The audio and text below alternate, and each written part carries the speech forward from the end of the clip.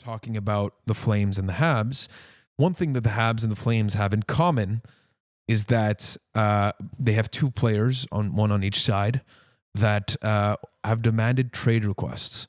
And the first one coming from the Calgary Flames, and this was during the game, if you were watching it on Sportsnet, apparently there was a report that Sam Bennett would like a change of scenery.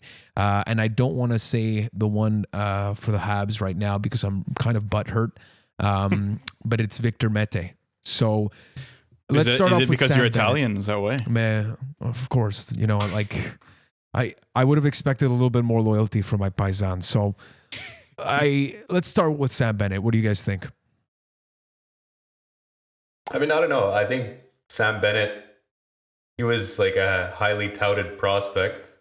Was he the one who couldn't do a pull-up, right, at the combine? That was Sam Bennett? Is that him? Could be. Yeah, I think. Yeah. Anyway, I think he was drafted, I think, 4th overall. Yeah. And Calgary fans were hyped. I think the organization was hyped. And obviously he hasn't reached those highs. I think he's still a solid player, though. Solid 3rd or 4th line player.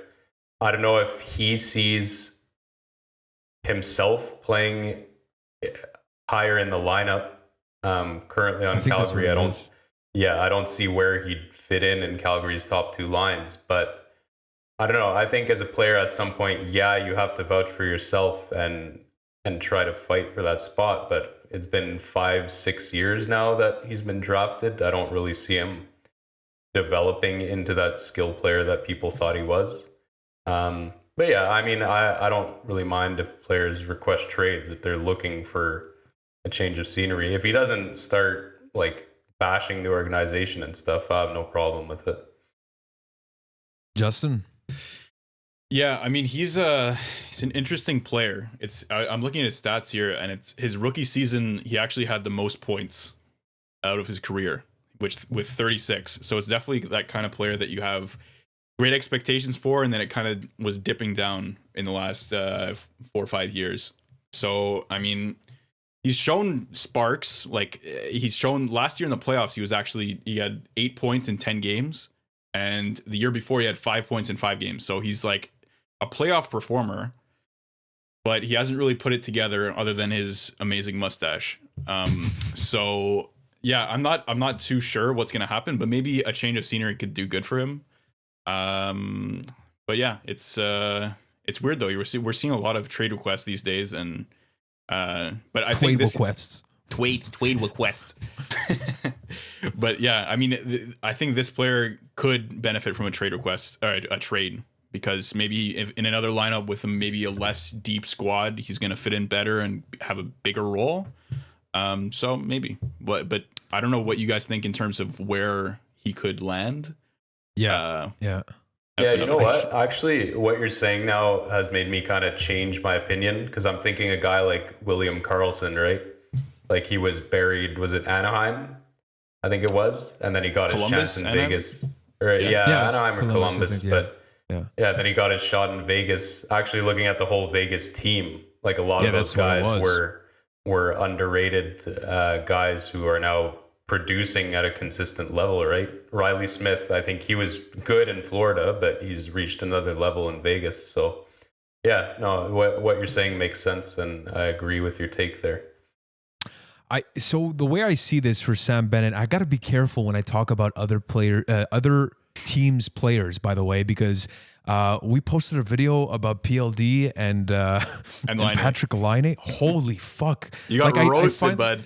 Yo, dude, like, I said PLD, I gave my reasons, you guys listened to it, but man, you got to be careful with when you talk. Like, it was the first time that I realized, like, the same way that I get angry and I'm so emotionally attached to, like, my players, that's exactly how other people feel. And even though you're just trying to give an opinion. So that's a little side note. So I'll be careful here. What I say about Sam Bennett is that for me, it makes total sense that a guy that's kind of underperformed in his career in Calgary doesn't necessarily care about winning with this team, because he's more focused right now on getting an opportunity where he can grow and develop, and he doesn't want to go to the AHL. So Sam Bennett, he's already on a deep team. he can't necessarily move up because he doesn't have the opportunity, or he can't make the most of the time that he's been given in Calgary, at least the way that I see it, or at least he feels that way. And for me, it makes total sense, is that he's like, okay, if I stay here, I could potentially win the cup, but that's not what my career needs. At least that's the way that I would sense that that's the trade request thing. And to move on to that, we can talk about our boy Victorious Mete, who surprised us at the tender age of 19, fourth round pick, came out of nowhere with those legs of his, just magnifico. But the point being about Victor Mete, sorry, I went real Italian there. Yeah. The point being about Victor Mete and the tandem that I can make here with Sam Bennett is that Victor Mete, he's been given an opportunity. He's developed, but not enough to say like you absolutely need him in the lineup. And especially with the identity of this team kind of shifting to the bigger and mobile defenseman, I can understand. Like, as much as I want to keep Victor Mete in our pipeline, that's going to be Juleson and Mete that we're going to lose, but at least Mete, we have a little bit of control in getting something back. But I understand. Like, the guy wants to play. He's going to be part of like this deep lineup and won't necessarily get a chance to play in a year that's already been shortened because of COVID. Why would you want to stay necessarily in the Montreal Canadiens unless, you know, you're really like, you know, absolutely loyal to this team? And I don't think that's the case. And it's totally fine that it's not the case. I don't know what you guys think about the situation with Victor Mete. Yeah, for me, I mean, I'm all for players wanting to make a name for themselves and wanting a place in the lineup. I think Victor Mete kind of deserves that. He's shown that he can play at the NHL level. On the Habs, we just have defensemen that are in front of him on the depth chart, and Romanov kind of jumped over him there.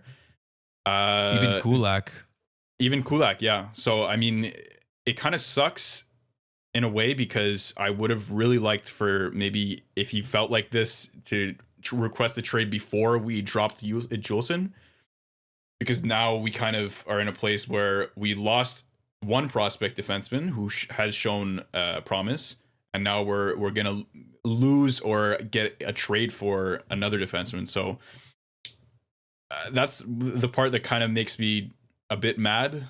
But I think he deserves a shot in another lineup. But I think he could be a good depth piece for the Habs, because if one of our defensemen goes down, I think he's the next call up for sure, right? For sure. So I mean, I think part of it is just like, Victor, be patient. You'll get your shot. Yeah. But Victor, another part is please. like, if we don't run into injuries, this kid's not going to play, because we just have better defensemen right now. Yeah. At least. Yeah. And the identity of the team is basically that. Alex, sorry, I don't know if you have any other comments on the Victor Mete request. Yeah, I agree with what both of you are saying. A couple things I want to mention. Bergevin has come out and said this isn't true and I'm not trading him. So make of that what you will, considering what happened. But his agent came back and said that it was true. So that's the thing. So I don't know. We'll see. Another thing for Victor Mete, what I see from his point of view, it is his contract year. His contract's up after this year. So if you don't play a single game, what negotiating power do you have? Good point. And yeah, obviously a young guy trying to crack an NHL lineup, he wants to play. So I understand from his point of view. What bothers me about it is that he's had a lot of chances in the past few years when our lineup was not deep. Mm-hmm. It seems like he did not work on his shot at all, which was the weakest part of his game. I never saw improvement in that over the years. So I don't know. It just seems like if he was really serious about anchoring a spot in this lineup, I think we would have seen more improvement from him. So to kind of be giving up after not playing for 8 games is kind of disappointing.